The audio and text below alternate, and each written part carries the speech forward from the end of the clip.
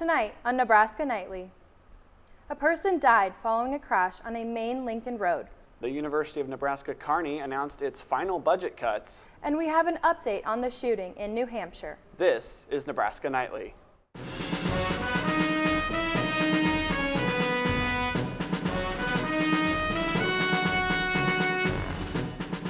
Live from the Don and Lorena Meyer studio at the University of Nebraska-Lincoln College of Journalism and Mass Communications, this is Nebraska Nightly. Welcome to Nebraska Nightly. I'm Peyton Polad. And I'm Harmon Johnson.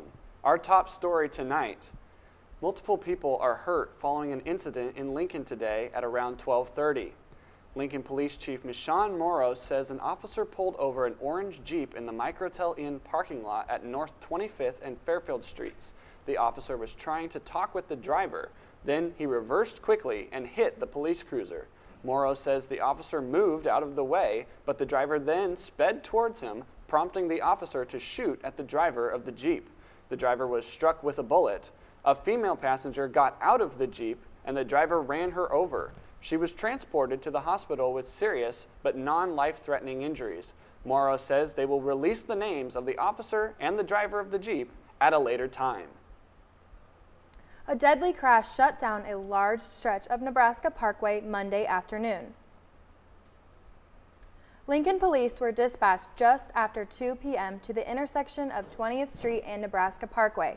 Police say a westbound pickup truck hit a sedan turning onto the parkway, driven by 32-year-old Riley Costello. Both drivers were taken to a hospital. Costello later died from his injuries. The driver of the pickup truck was treated for injuries that are not life-threatening. LPD says drugs or alcohol are not suspected to be factors in the crash, but they asked those who witnessed the crash to call their non-emergency number at 402-441-6000 or call Crime Stoppers at 402-475-3600. An update to a story we brought you a few weeks ago. Now it's official. UNK announced on Monday it will discontinue several academic degrees and faculty positions. It includes the reduction of 24.5 faculty positions and the discontinuation of 9 academic degrees. These decisions result in $2.3 million in savings. They are part of a comprehensive plan to cover an expected $4.3 million budget deficit. UNK will be phasing out its theater and recreation management programs as well as the geography department. All of the programs being discontinued failed to meet the minimum performance standard of 7+ degrees awarded per year. The realignment is in direct response to a $58 million budget shortfall projected for the University of Nebraska system by 2025. UNK leadership will present its budget findings to University of Nebraska System President Ted Carter on December 1st. We have an update to a shooting that happened on Friday in the small town of Franklin, New Hampshire. The former police chief Bradley Haas died while working as a security officer at a hospital which treats psychiatric patients. Now, Ariel Metropoulos reports police are working to learn more about the suspect who was shot dead by a state trooper. Chaos unfolding in Concord after an active shooter opened fire in the lobby of New Hampshire Hospital, killing one person. The entire incident was contained within the lobby of the hospital.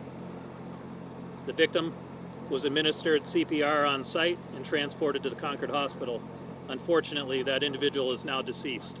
That victim identified as 63-year-old Bradley Haas, a veteran security officer from New Hampshire Department of Safety who served in the military for 3 years before going on to spend 28 years with the Franklin Police Department, retiring as chief.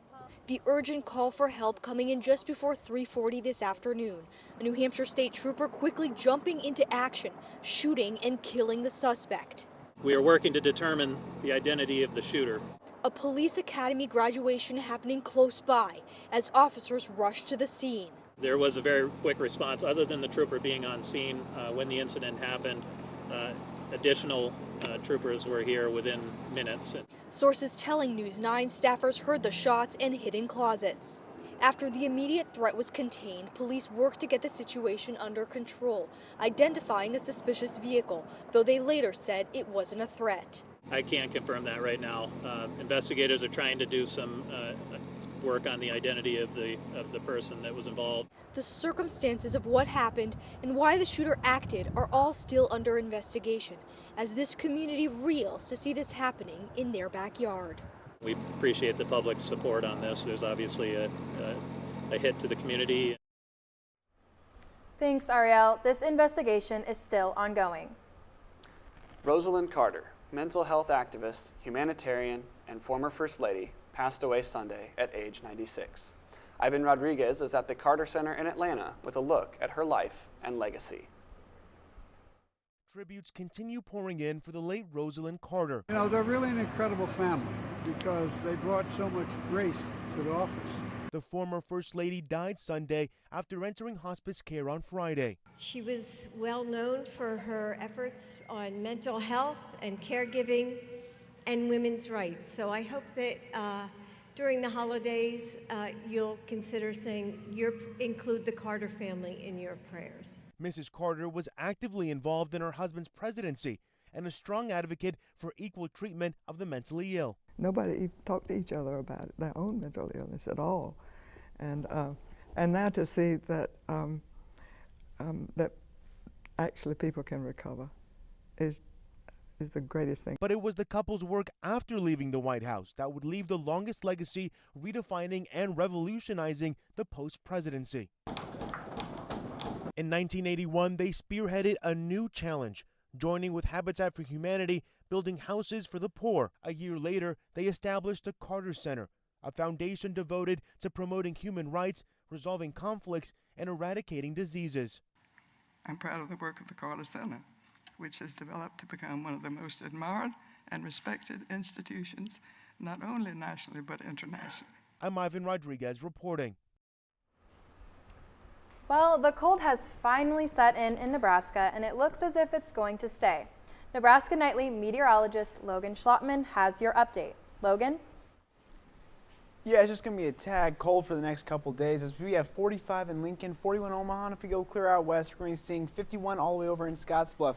But current conditions over in the capital city, it's going to be 45 degrees. We're going to be having that northwest wind of 23 miles an hour, dew point of 19 degrees, so it's going to be very dry out there, dryish conditions.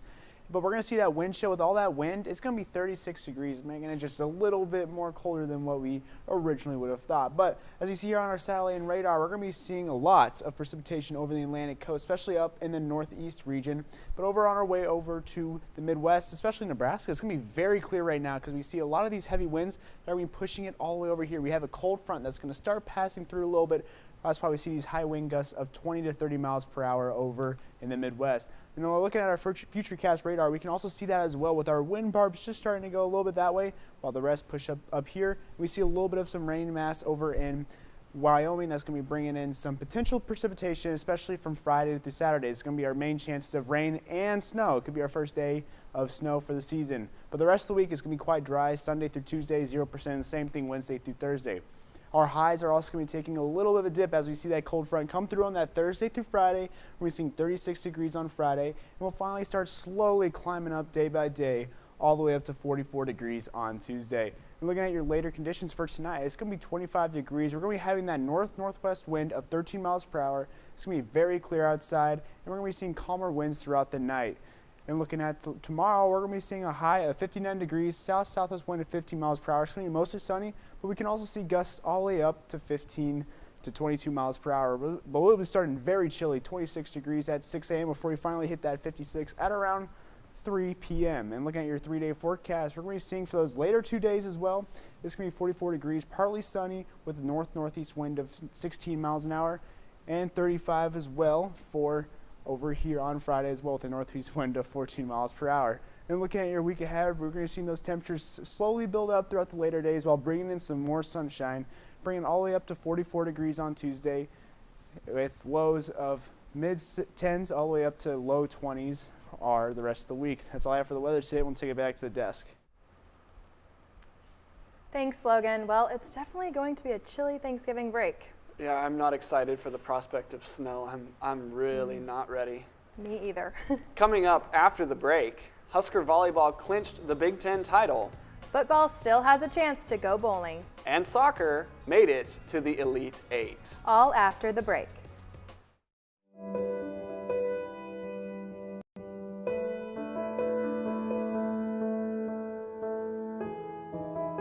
Of the 40 million tons of plastic waste generated in the U.S. in 2021, only 5%, or 2 million tons, was recycled.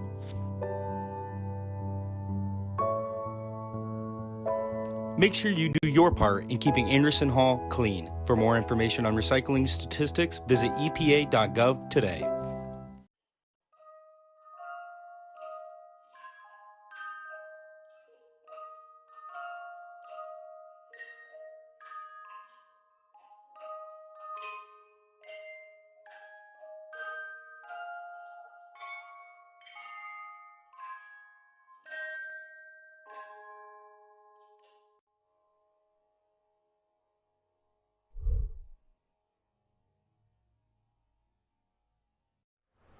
Welcome back to Nebraska Nightly.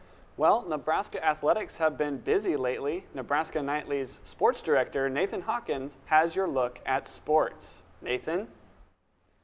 Thanks, Herman. Every weekend is loaded in the fall, but this weekend especially so.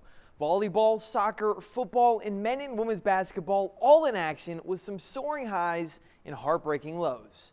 We start you with the weekend of Nebraska volleyball. Last Friday night, Nebraska volleyball did what they do, win, and in dominating fashion. A 3-set victory over the Michigan Wolverines at home. The freshmen Harper Murray and Andy Jackson led the way with 9 kills each, and the Huskers clinched at least a share of the Big Ten title. Until Sunday, when Nebraska traveled to Iowa City, a win in the Big Ten title was all theirs, and they did just that. 3-0. Look at the celebration. The Huskers are 27-0, the #1 team in the country, and now they're big-time Big Ten champions for the first time since 2017. A big weekend for soccer as well. Check this out. A Friday night second-round NCAA tournament matchup with Tennessee. Tied at 1. Final minute, Jordan Zay to Ella Guyot, her first career goal with the Huskers at a huge time. Nebraska takes down the Lady Bulls 2-1, and that sets up this Sweet 16 matchup with UC Irvine on Sunday. Here we go. Eleanor Dale all bandaged up after a harsh collision toward the end of Friday's match, but that doesn't stop her. First half, Dale finishes the cross with her left foot and puts the Huskers up 2-0 early. That goal ties a program record for goals in a single season with 27. Keep that in mind. But for now, 40th minute, Lauren Anglum crosses it in to Haley Peterson, who knocks it in with the noggin. The Huskers up big at the half, 3-0.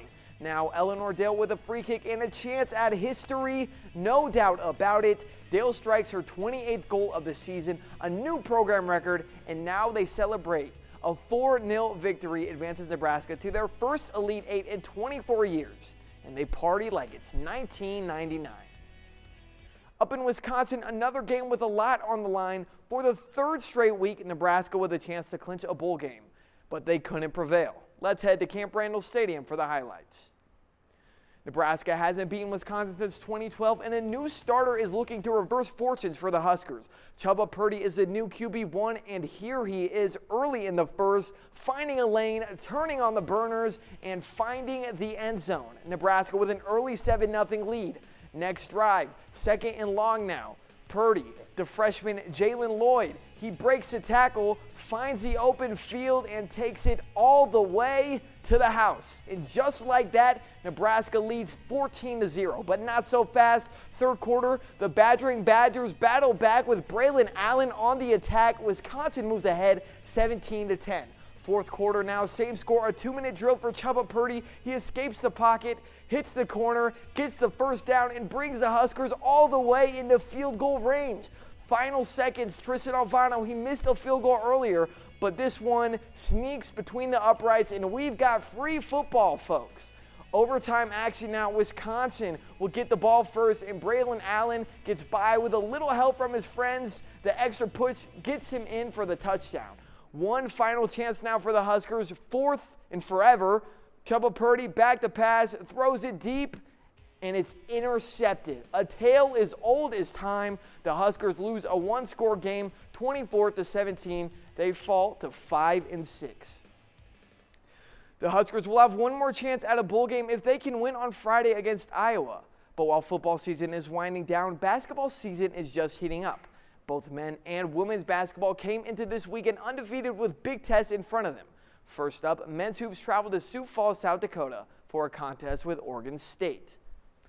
To the first half, Sam Hoiberg to the rack, draws a foul, and the pretty finish. Nebraska led by 20 points at the break. Second half now, Hoiberg with the steal to Josiah Alec, who punishes the rim, a monster jam. Nebraska rolling in this one.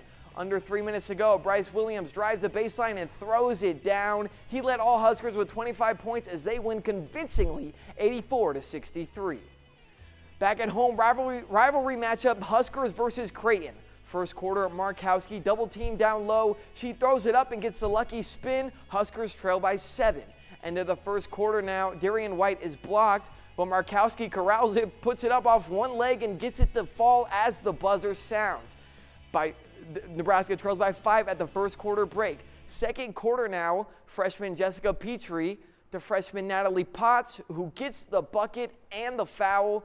Nebraska would be in reaching distance the entire game, but they could never quite pull in front. The Blue Jays win it 79-74. The Nebraska women's gymnastics season is just around the corner, and they'll take on the season with a world-class athlete on vault. Chenga Batskoy is a sophomore from Hungary, and last month she qualified for the 2024 Olympic Games. Olivia Davenport spoke with Batskoy about her journey, career, and Olympic dream. Chenga Batskoy competed in elite gymnastics for nearly 13 years in her home country of Hungary before landing in Lincoln. How she got here? A couple of Instagram posts. I was scrolling through Instagram and a couple of college videos popped up and I really liked them. And I emailed a couple universities and Nebraska was one of my favorites. Coming to Nebraska hasn't slowed down Bok Choy's elite career. In fact, it's almost the opposite. Bok Choy went on to qualify for the Olympics after placing 8th in the vault at the 2023 World Championships. It was just unbelievable and crazy, and this was my biggest dream probably, and I know that I reached it. It was amazing.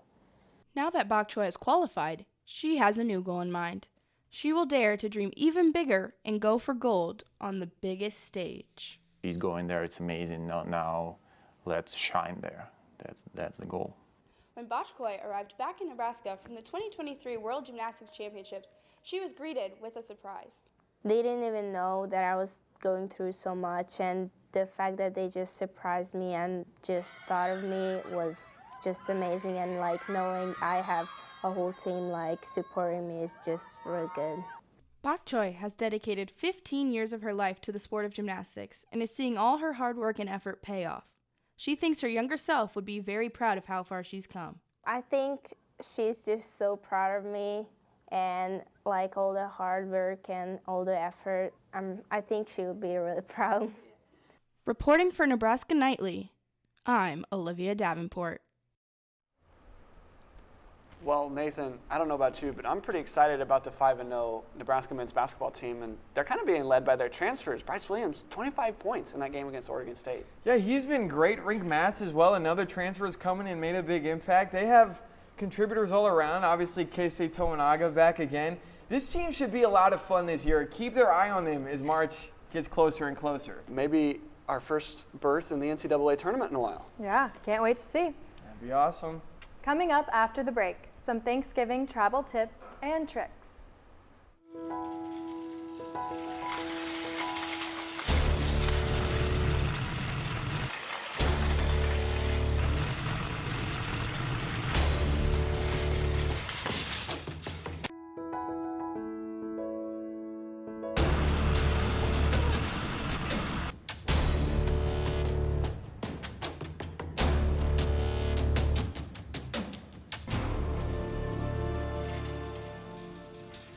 Three, two, one.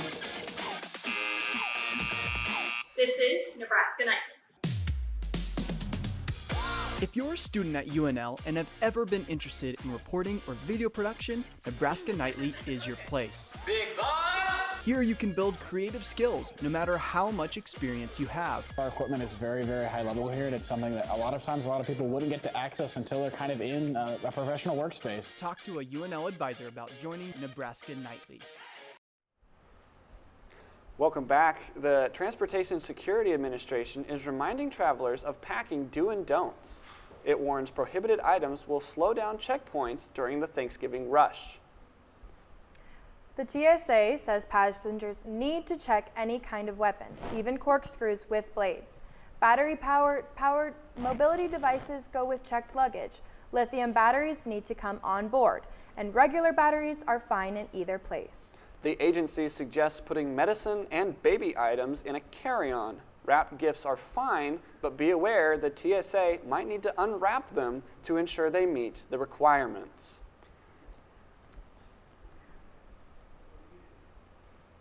Well, Harmon, do you have any fun Thanksgiving plans? You know, I don't do a lot on Thanksgiving. I typically just kind of stay home with my family. Sometimes my grandparents come down or we go up there.